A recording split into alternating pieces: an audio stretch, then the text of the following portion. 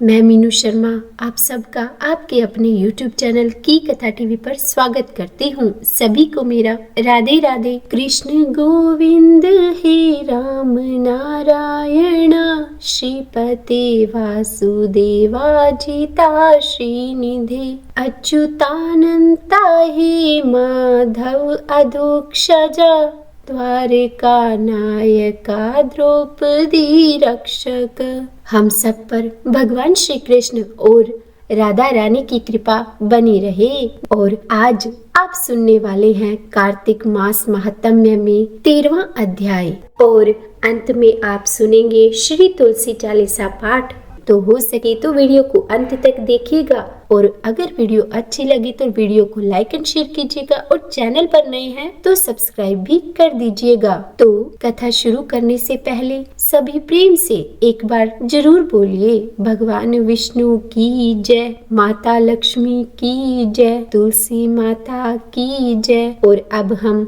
आज की इस पावन और परम कल्याणकारी कथा का श्रवण करते हैं। भगवान विष्णु और जलंधर के बीच घोर युद्ध हुआ। दोनों ओर से गदाओं, बाणों और शूलों आदि का भीषण प्रहार हुआ। दैत्यों के तीक्ष्ण प्रहारों से व्याकुल देवता इधर उधर भागने लगे। तब देवताओं को इस प्रकार भयभीत हुआ देख गरुड़ पर चढ़े भगवान युद्ध में आगे बढ़े और उन्होंने अपना सारंग नामक धनुष उठाकर बड़े जोर का टंकार किया। त्रिलोकी शाब्दित हुई। पल मात्र में भगवान ने हजारों दैत्यों के सिरों को काट गिराया। फिर तो भगवान विष्णु और जलंधर का महासंग्राम शुरू हो गया। बाणों से आकाश भर गया और लोग आश्चर्य करने लगे। भगवान विष्णु ने बाणों के वेग से उस दैत्य की ध्वजा, छत्र और धनुष बाण काट डाले।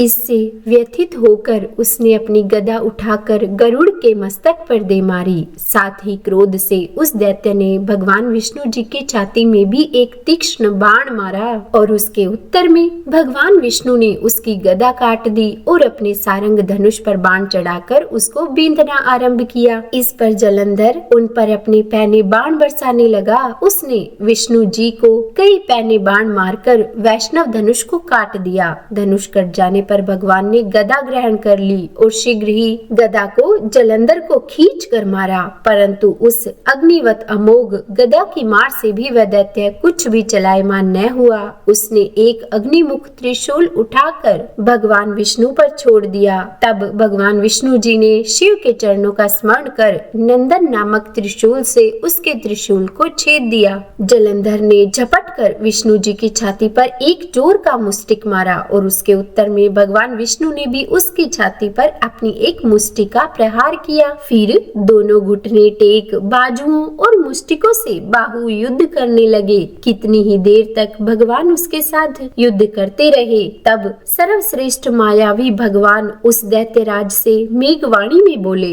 अरे रण दुर्मद दैत्य श्रेष्ठ, तू धन्य है जो इस महायुद्ध में इन बड़े बड़े आयुधों से भी भयभीत नहीं हुआ। तेरे इस युद्ध से मैं प्रसन्न हूँ। तू जो चाहे वो वर मांग। तब मायावी विष्णु की ऐसी वाणी को सुनकर जलंधर ने कहा कि हे भावुक, यदि आप मुझ पर प्रसन्न हैं तो मुझे यह वर दीजिए कि आप मेरी बहन तथा अपने सारे कुटुंबियों सहित मेरे घर पर निवास करें। तब नारद जी बोले कि उसके ऐसे वचनों को सुनकर भगवान विष्णु जी को खेद तो हुआ, पर उसी क्षण देवेश ने तथास्तु भी कह दिया। अब विष्णु जी सब देवताओं के साथ जलंधरपुर में जाकर निवास करने लगे। जलंधर भी अपनी बहन लक्ष्मी और देवताओं सहित भगवान विष्णु को पाकर बड़ा प्रसन्न हुआ। फिर तो वह देवताओं के पास जो भी रत्नादि थे सबको ले जलंधर पृथ्वी पर आया। निशुंभ को पाताल में स्थापित कर दिया और देव, दानव, यक्ष, गंधर्व, सिद्ध, सरप, राक्षस, मनुष्य आदि सबको अपना वंशवर्ती बना त्रिभुवन पर शासन करने लगा।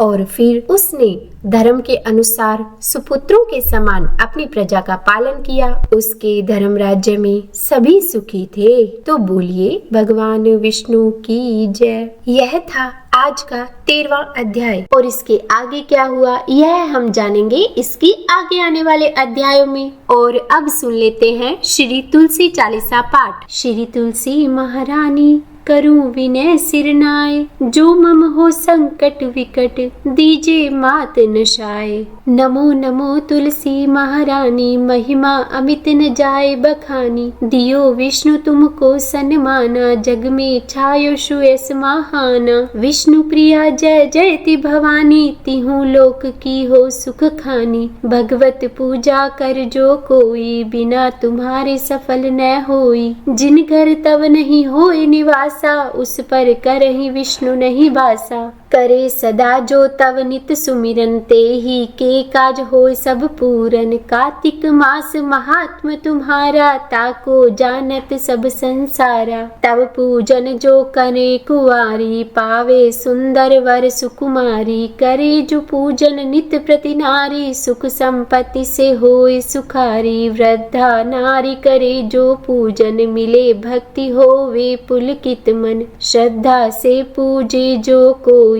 भवनिधि से तर जावे सोई। कथा भागवत यज्ञ करावे, तुम बिन नहीं सफलता पावे। छायो तब पर ताप जग भारी, ध्यावत तुम ही सकल चित धारी। तुम ही माति यंत्रण तंत्रण में, सकल काज सिद्धि हो क्षण में। औषधि रूप आप हो माता, सब जग में तव यश विख्याता। देव ऋषि मुनि और तपधारी, करत सदा तव जय जयकारी। वेद पुराणन तव यश गाया, महिमा अगम पार नहीं पाया। नमो नमो जय जय सुख कारणि, नमो नमो जय दुख निवारिणी। नमो नमो सुख संपत्ति देनी, नमो नमो अग काटन छेनी। नमो नमो भक्तन दुख हरणी, नमो नमो परलोक सुधारणी। नमो नमो निज भक्त उबारणी, नमो नमो जन काज संवारणी। नमो नमो जय कुमति नशावनी, नमो नमो सुख उपजावनी। जयति जयति जय तुलसी माई, ध्याऊं तुमको शीस नवाई। निज जन जानि मोहि अपनाओ,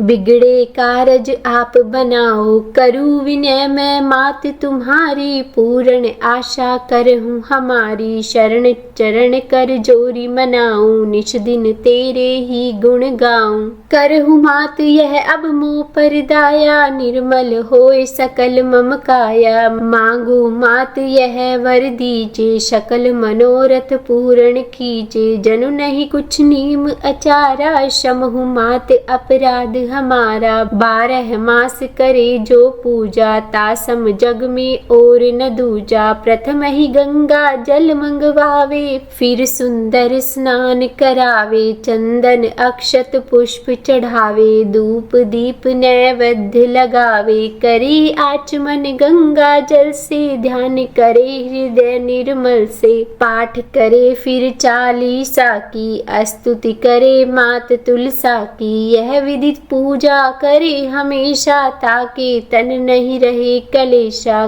करे मास कार्तिक का साधन, सोवे नित्य पवित्र सिद्ध जाहि। है यह कथा महा सुखदाई, पढ़े सुने सो भव तर जाई। तुलसी मैया तुम कल्याणी, तुम्हारी महिमा सब जग जानी। भाव से माँ तुझे नित ध्यावे, गा गा कर माँ तुझे रिझावे।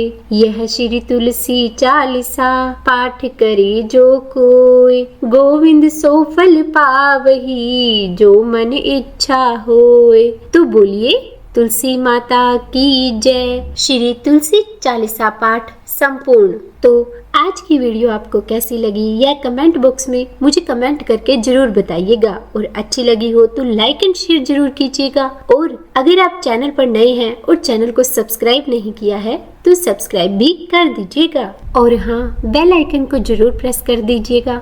इससे ये होगा कि जब भी मेरे चैनल पर वीडियो अपलोड होगी तो उसका नोटिफिकेशन आपको मिल जाएगा। तो मिलती हूँ आपसे अपनी अगली वीडियो में, तब तक के लिए राधे राधे।